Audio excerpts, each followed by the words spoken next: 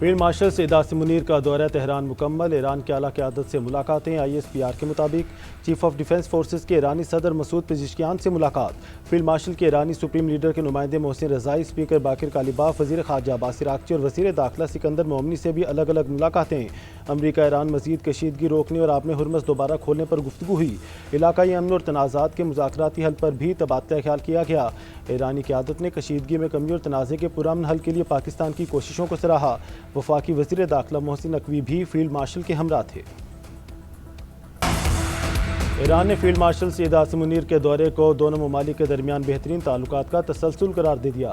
پاکستان، سعودی عرب اور ترکیہ کی جانب سے علاقائی سلامتی سے متعلق تجاویز ملنے کی بھی تصدیق۔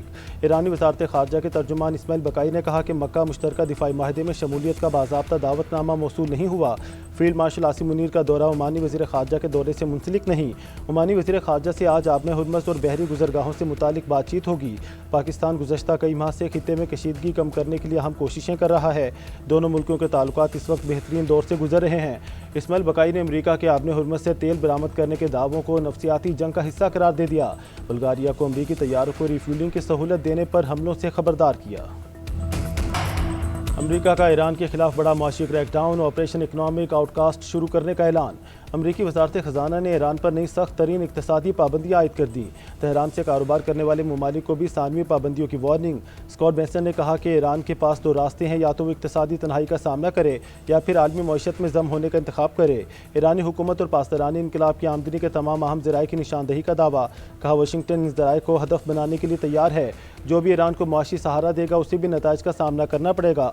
اقتصادی پابندیوں کے بعد ایرانی نظام خود ہی گھٹنے ٹیک دے گا۔ ایران مکمل طور پر تباہ ہونے جا رہا ہے، ہم ایران سمیت ہر حریف کے خلاف مسلسل فتح یاب ہو رہے ہیں۔ ایران معاشی اور فوجی تباہی کے خطرناک بھنور کا شکار ہو چکا۔ امریکی صدر ڈونلڈ ٹرمپ کے ٹروتھ سوشل پر دعوے، ڈیموکریٹک پارٹی کو تنقید کا نشانہ بناتے ہوئے کہا وہ ریپبلکن ووٹرز کے حوصلے پست کرنے کے لیے جعلی سروے جاری کر رہی ہے۔ انتہا پسند بائیں بازو کے ڈیموکریٹس جعلی پولز کے ذریعے لوگوں کو گمراہ کرنے کی کوشش کر رہے ہیں۔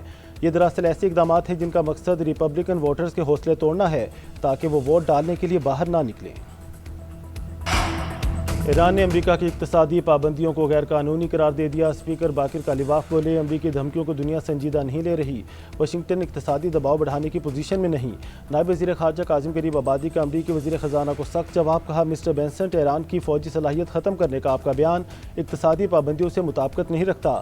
آخر یہ فتح ہے یا امریکہ کی ناکامی کا اعتراف؟ وزارت خارجہ کے ترجمان اسماعیل بقائی نے کہا ایران کے خلاف بار بار عائد کی جانے والی امریکی پابندیاں نتیجہ خیز ثابت نہیں ہوں گی۔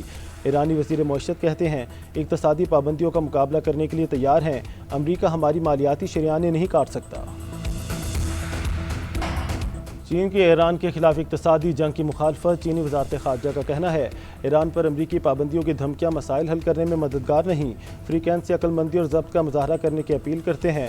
چین حالات پر گہری نظر رکھے گا، اپنے جائز حقوق اور مفادات کے تحفظ کے لیے ضروری اقدامات کرے گا۔ غزہ میں جنگ بندی کے باوجود اسرائیلی بربریت جاری، صہیونی فوج کے مختلف علاقوں میں بمباری، مزید 9 افراد شہید اور متعدد زخمی، شہداء میں ایک بچہ بھی شامل۔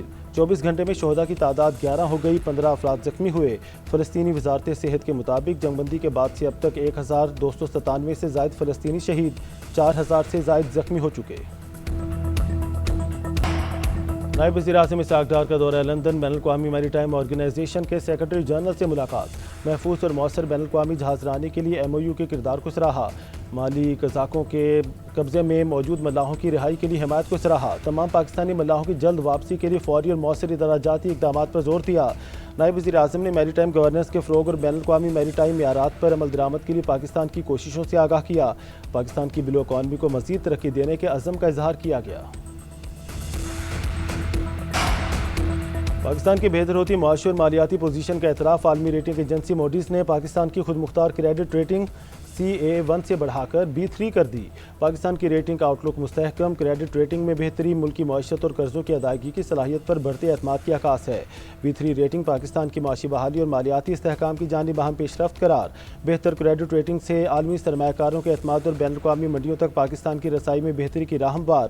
وزیر اعظم شہباز شریف کا موڈیز کی جانب سے پاکستان کی خود مختار کریڈٹ ریٹنگ میں بہتری کا خیر مقدم، کہا معیشت کے لیے نائب وزیر اعظم اسحاق ڈار، فیلڈ مارشل عاصم منیر، وزیر خزانہ محمد اورنگزیب کی کاوشیں لائق تحسین ہیں۔ کریڈٹ ریٹنگ میں بہتری حکومت کی معاشی پالیسیوں اور اصلاحات پر عالمی اعتماد کا مظہر ہے۔ हुकूमत ने मईशत को मुस्तहकम करने और बैरूनी शोबे में बेहतरी के लिए मौसर इकदाम किए। पाकिस्तान के मायनास किसान, एक्सपर्ट्स, रिसर्चर्स जिन्होंने पाकिस्तान के ज़रूरी शोबों में ऑलिव की फसल को प्रमोट करने के लिए एक शानदार कारनामा अंजाम दिया और इसके लिए वफाकी हुकूमत और हुकूमतें मिलकर अपना इसमें भरपूर हिस्सा डालती तो ये कहीं का कहीं पहुंच चुका होता। $4 अरब का हम खुर्द तेल हम बाहर से इंपोर्ट करते हैं। अगर एक साल में हम $400 मिलियन हम सेव कर लें तो इससे बड़ी कौमी खदमत क्या हो सकती है। वज़ीर-ए-आज़म ने Pakistan national olive value chain policy का इजरा कर दिया। तकरीब से खिताब में कहा, वफाकी और सूबाई हुकूमतें मिलकर हिस्सा डालें तो जैतून की काश्त का मनसूबा कहीं पहुँच चुका होता। ज़रूरी शोबे में इनकलाब लाना है तो अमली मैदान में काम करना होगा। $4 अरब का खुर्दनी तेल बैरून मुल्क से मंगवाते हैं। दरामदी बिल में $400 मिलियन की कमी भी ले आए तो ये बड़ी कौमी खिदमत होगी।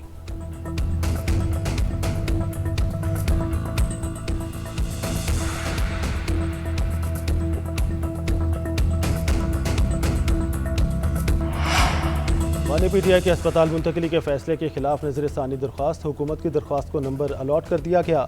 कमिश्नर इस्लामाबाद की जानिब से जल्द समात की दरख्वास्त भी दायर की गई थी जिसे मुस्तरद कर दिया गया। ज़राए के मुताबिक नजर सानी दरख्वास्त अपनी बारी पर टेकअप की जाएगी। दूसरी जानिब बानी पीटीआई की जुमेरात को फाइल होने वाली मुतफरिक दरख्वास्त को भी नंबर लग गया। तौहीन अदालत दरख्वास्त की जल्द समात की इस्तदा मुस्तरद। दरख्वास्त मुकर्रर करने का फैसला चीफ जस्टिस ऑफ पाकिस्तान करेंगे।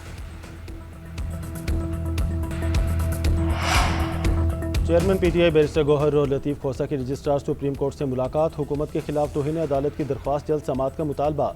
GNN से खसूसी गुफ्तगू करते हुए बैरिस्टर गौहर ने कहा, तौहीन अदालत की दरख्वास्त में वज़ीर दाखिला का नाम ना होने से पार्टी का कोई ताल्लुक नहीं, ये वकला का काम है। उन्होंने जिसका नाम ज़रूरी समझा वो दरख्वास्त में शामिल कर दिया।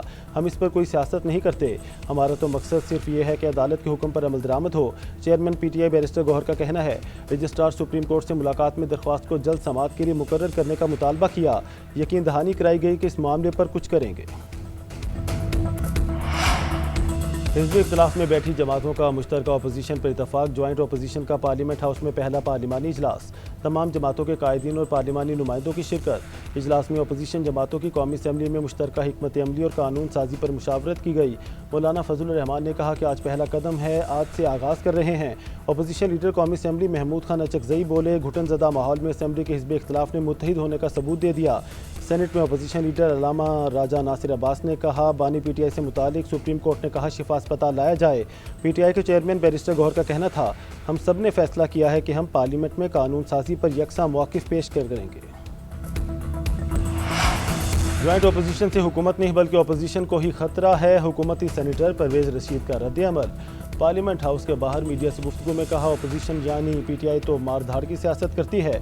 ज्वाइंट अपोजिशन पर हैरान हुई, ये कैसे काम करेंगे। मौलाना फजल रहमान बेलगाम घोड़े पर सवार होने की कोशिश कर रहे हैं, वो इस बेलगाम घोड़े को कैसे काबू करेंगे। स्पीकर कौमी असम्बली सरदार रियाज सादी का कहना है, सिस्टम नाकाम नहीं हुआ, डिलीवर कर रहा है। नाकामी या कामयाबी का फैसला आवाम को करने दिया जाए। आयतुल कुर्सी, दरूद शरीफ और चारों कुल पढ़कर ऐवान में आता हूँ और फूंके मारता रहता हूँ, जिससे अल्लाह मदद करता है।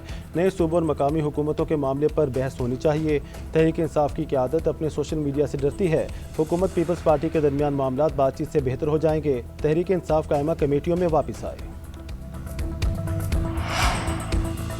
आज़ाद कश्मीर असम्बली में नौमुंतखब 46 अरकान ने हल्फ उठा लिया। स्पीकर कानून साज असम्बली चौधरी लतीफ़ अकबर ने अरकान से हल्फ लिया। इससे पहले 8 मखसूस नशिस्तों पर इंतखाब हुआ। ख़वातीन की 5 मखसूस नशिस्तों पर पीपल्स पार्टी की 2 और मुस्लिम लीग नून के 3 उम्मीदवार कामयाब। उलमा मशाइख की सीट पर नून लीग के पीर मज़हर सईद शाह और टेक्नोक्रेट नशिस्त पर नून लीग के बैरिस्टर इफ्तिखार गिलानी मुंतखब। ओवरसीज़ कश्मीरी की नशिस्त पर नून लीग के अब्दुर्रहमान आराई बिला मुकाबला मुंतखब हुए।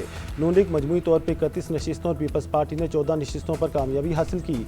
एक सीट पर अवामी दस्तोबाजू से इतिहाद के बाद नून लीग की नशिस्तें 32 हो गईं। उधर कायद नून लीग नवाज शरीफ ने चौधरी तारिक फारूक को स्पीकर आज़ाद कश्मीर कानून साज असम्बली के लिए नामजद कर दिया। चुनाव आज होगा। कराची का नौजवान ताजिर मीर रज़ा कत्ल केस की तहकीकात के लिए judicial commission तश्कील। Sindh high court ने जस्टिस उमर सियाल को सरबराह नामजद कर दिया। जुडिशल कमीशन के TORs भी जारी। کمیشن میر رضا کی موت کے اصل حقائق اور حالات کا جائزہ لے گا۔ اس بات کا بھی تعین کیا جائے گا کہ کسی پولیس افسر، ایم ایل او یا دیگر حکام نے غفلت کا مظاہرہ تو نہیں کیا۔ ادھر میر رضا کے اہل خانہ کی جوڈیشل کمیشن کے خلاف درخواست بھی سماعت کے لیے منظور۔ جسٹس عدنان کریم کی سربراہی میں 2 رکنی بینچ درخواست کی سماعت کرے گا۔ اہل خانہ نے سندھ حکومت کے فیصلے پر تحفظات کا اظہار کیا۔ وکیل جبران ناصر کا کہنا ہے ابھی تک فیصلے کی کاپی فیملی کو نہیں ملی۔ ٹی او آرز بھی کوئی نہیں جانتا، جو کام ہونا ہے تفتیش کی جانب سے ہی ہوگا۔ سوال کیا جانا چاہیے شواہد کیوں ضائع ہو گئے؟ جی آئی ٹی بنائی جائے جس میں مختلف اداروں کے لوگ شامل ہوں۔ کیمروں کی فوٹیجز شیئر نہیں کی گئیں۔ موٹر سائیکل یا کچھ پتہ چلا نہ گاڑی کا، اب یہ کہہ رہے ہیں کیمرے خراب ہیں۔ حکومت کا پیٹرولیم مصنوعات کی قیمتوں میں اضافے کا اعلان۔ پیٹرول کی قیمت میں 39 پیسے فی لیٹر اضافہ۔ نوٹیفیکیشن کے مطابق پیٹرول کی نئی قیمت 341 روپے 98 پیسے فی لیٹر ہو گئی۔ ڈیزل کی قیمت میں 2 روپے 40 پیسے فی لیٹر اضافہ۔ ڈیزل کی فی لیٹر قیمت بڑھ کر 370 روپے 69 پیسے ہو گئی۔ پیٹرولیم مصنوعات کی قیمتوں میں اضافہ 25 اگست کے لیے کیا گیا۔ مہنگی پیٹرولیم مصنوعات کے خلاف جماعت اسلامی کا دھرنا 10ویں روز میں داخل۔ لاہور، کراچی اور پشاور میں دھرنے جاری۔ حافظ نعیم الرحمان کا 29 اگست سے بلوچستان میں بھی دھرنے شروع کرنے کا اعلان۔ لاہور میں دھرنے کے شرکاء سے خطاب میں کہا اشیاء ضروریہ، بجلی، گیس سب مہنگا ہو چکا۔ یہ قوم پر لیوی بھتہ، بجلی کے فکس چارجز لگا کر مافیا کو نوازتے ہیں۔ محسن نقوی نے خود کہا اب یہ سسٹم ناکام ہو چکا ہے۔ یہ سسٹم تو کراچی میں قبضہ میر، پنجاب میں جاگیرداروں کی صورت میں موجود ہے۔ سندھ کے وڈیرے، کے پی کے خان، بلوچستان کے سردار غریبوں کا بیڑا غرق کرتے ہیں۔ غریب آدمی سے ٹیکس پر ٹیکس، سینکڑوں مربع زمین مالکان سے انکم ٹیکس نہیں لیا جاتا۔